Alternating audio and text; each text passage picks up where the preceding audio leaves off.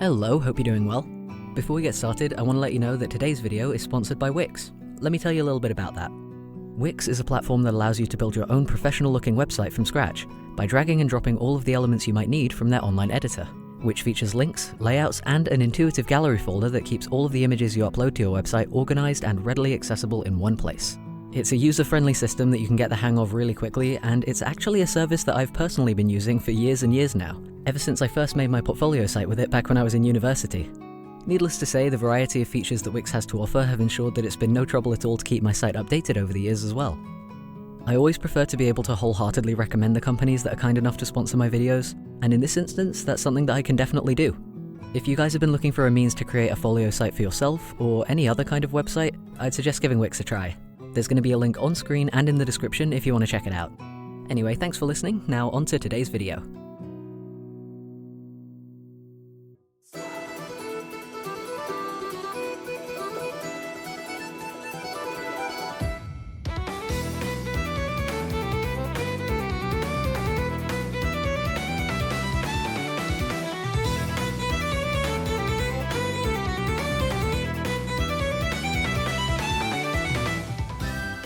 Alright, well, it has been a hot minute since I last uploaded, hasn't it?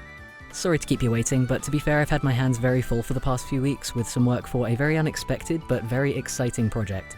I'm not going to say anything more about it just now, but if you guys keep an eye out on any of my social media in the coming weeks, I'm pretty sure I'll be shouting about that particular project all over the place as soon as it goes out to the world, because as I say, I am very excited about it.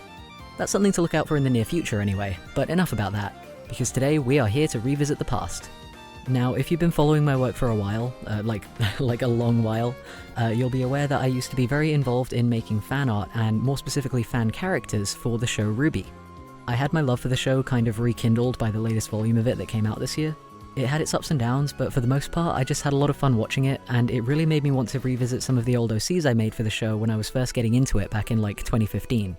Making up original characters for RWBY was always something that I found really fun when I was younger, because it was a rare instance of a show that actually had very clear guidelines set out by the creators for fans who wanted to make their own characters in the show's universe. If you're not familiar with RWBY, or just maybe haven't heard of those guidelines before, I'll try to lay those rules out for you real quick, because they are going to give a lot more context to the thought processes that went into today's character designs. So typically, characters come in teams of 4. Color is really important in RWBY, so all characters are either named after colors or things that make you think of a color. And the initials of characters who are in a team together should make an acronym that could also be loosely read as the name of a color.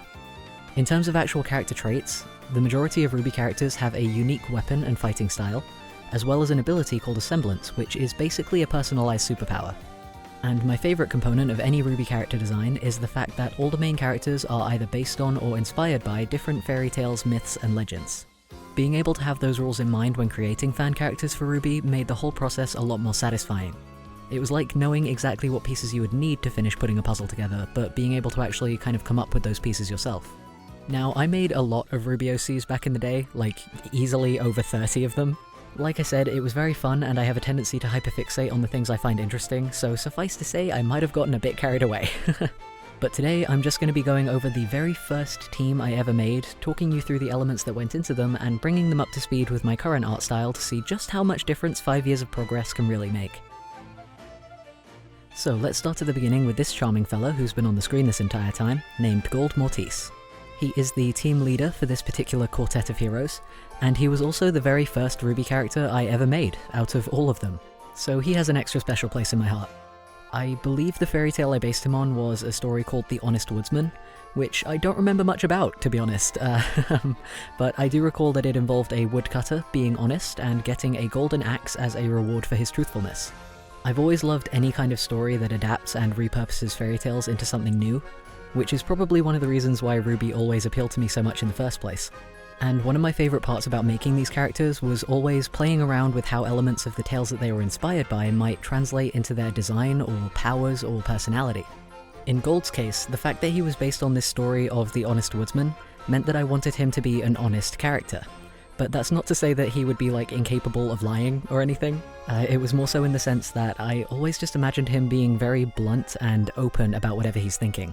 Rather than being anything quite so literal as never lying, it's a trait that ended up shaping him into the kind of character that just deals with everything head on.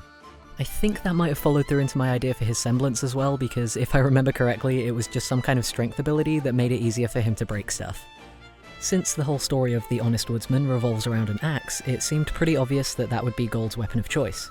Fun thing about the weapons in RWBY though is the fact that almost all of them have the ability to turn into other weapons.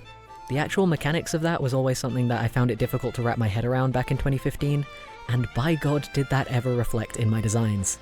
I'm not going to rip into my past self's design skills too hard here because I was only young, but looking at how I used to draw Gold's axe especially, it's just like, less is more, dude. Same goes for his original costume as well, actually. It's very much a case of, you know, just because there's a line here, it doesn't mean that these two areas need to be completely different colours. Suffice to say, I decided to rein things in a bit this time around. I wanted to keep yellow as his main colour, but instead of including all of the oranges and reds that were muddled into his original outfit and weapon, I just used a more subtle variety of yellow shades instead. I've always liked his hoodie, so I pretty much kept that the same, but I did replace his trousers with a rather fetching set of brown dungarees to break up those tonal values a bit. I also figured it would steer his outfit away from a generic anime aesthetic and more towards lumberjack territory, in reference to the fairy tale that he's based on. Overall, I'm really happy with how Gold turned out. I think he has a much clearer and stronger design now, but he still looks like the kind of happy-go-lucky fella I always imagined him as, so I'm glad his personality didn't get lost along the way.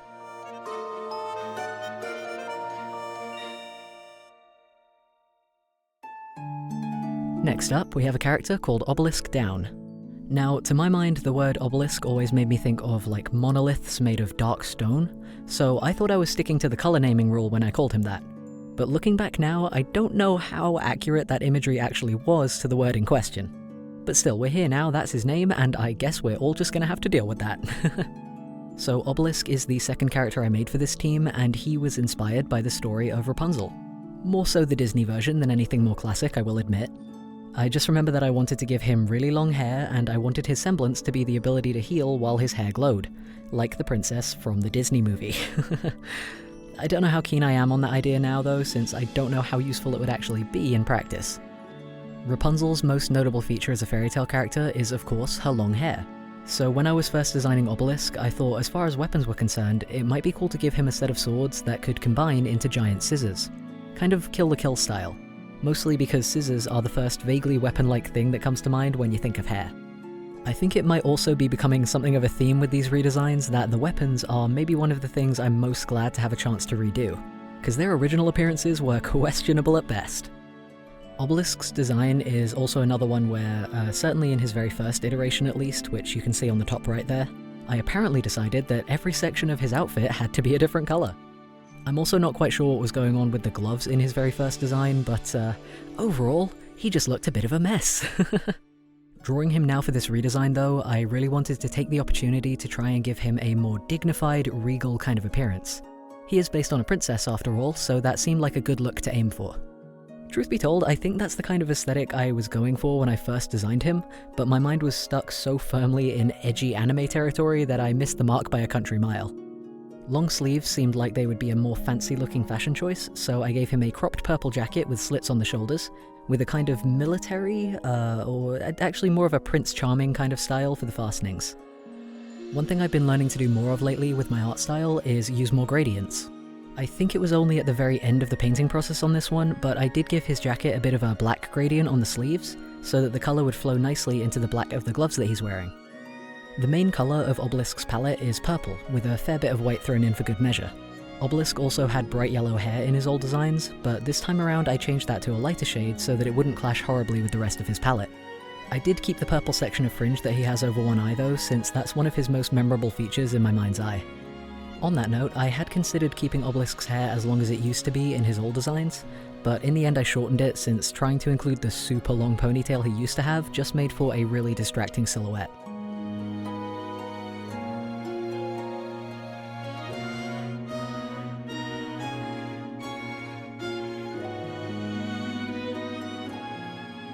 The third member of the team is a lovely lass called Laurel. The inspiration for Laurel was the legend of King Midas, which if you don't know is a very old Greek story about a greedy king who wished for everything he touched to turn to gold. I thought it would be really cool to make a character who had that same ability, so the idea for Laurel's semblance ended up being that she could effectively petrify any living creature she touches for a short period of time. Or alternatively, petrify herself to increase her defensive power.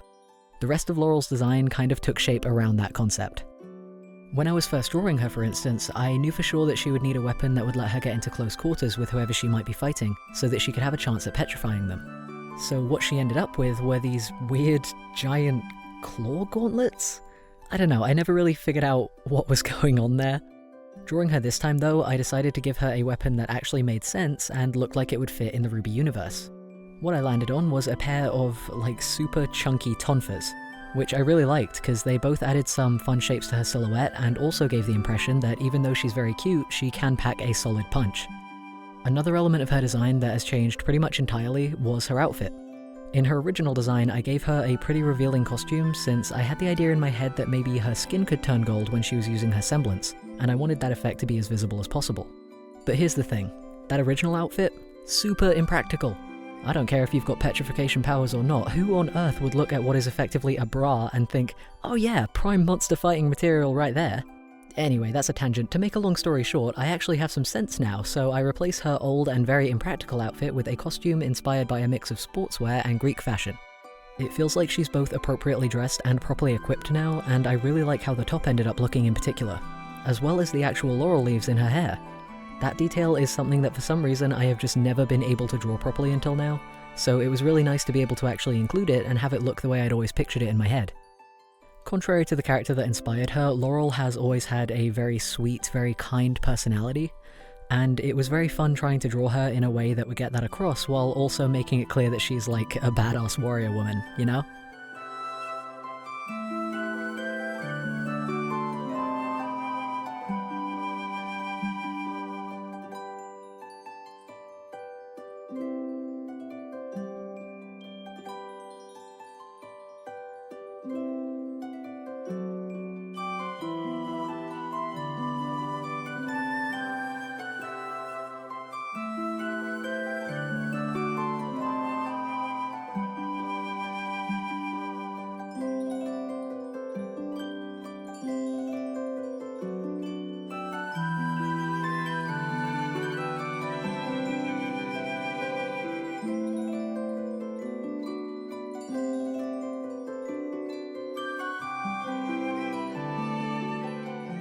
I think I forgot to mention at the start, but there's another less concrete rule in RWBY where if a set of characters are on a team together, that team will typically have some kind of theme to it.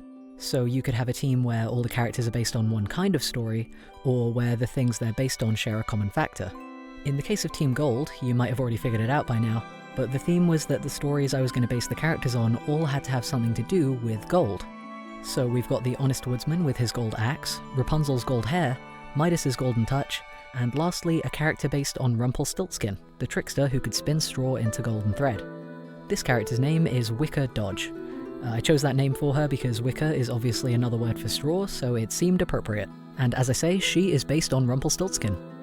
Having her be based on a shadier kind of character like that meant that I could have a lot of fun with her personality. She's still a good guy, but she's a bit more sneaky and tricky than the rest of her teammates. And that's something that's always very fun to try and get across with her body language and facial expressions. The concept for Wicker's weapon has always just been golden razor wires, since in the story of Rumpelstiltskin he's able to spin straw into golden thread. Ever since I first designed her though, that's kind of been where the idea stopped. I didn't know how that kind of weapon would actually be implemented, I was just like, hey, at least all this string looks cool. So for this redesign, I tried to give that idea some more actual functionality by attaching that golden thread to throwing knives. The idea here was that the knives could be loaded into the equipment on her arms and fired out, kind of like a long-range version of the hidden blades from Assassin's Creed. I had wanted to make the knife storage on her hips look like spinning wheels, but in the end I couldn't figure out how to make it look nice, so they just ended up taking a more boxy shape instead. Much like Laurel's, Wicker's original costume was one that came with an unnecessary amount of exposed skin, because apparently my younger self thought that that was the default for women's costuming. In this instance though, it's possibly even more impractical for her to have had so much skin uncovered, because again, the whole concept for her fighting style was for her to just be flinging razor wire around everywhere. Hindsight really is 20/20, I tell you what. Thankfully though, I had redesigned Wicker once before to have an outfit that offered a more practical amount of coverage, which I think you can see on the bottom right of the screen here. There were certain elements of that outfit that I still really liked, such as the poncho and the patterns on her shirt, so I took that version as the main source of inspiration for this design, making the poncho more asymmetrical and turning her dress into a romper.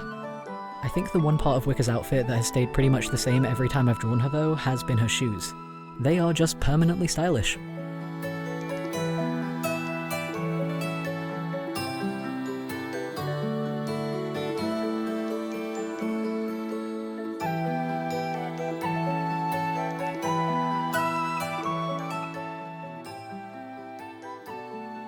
Anyway, that's the whole team. Let's take a look at the finished redesigns.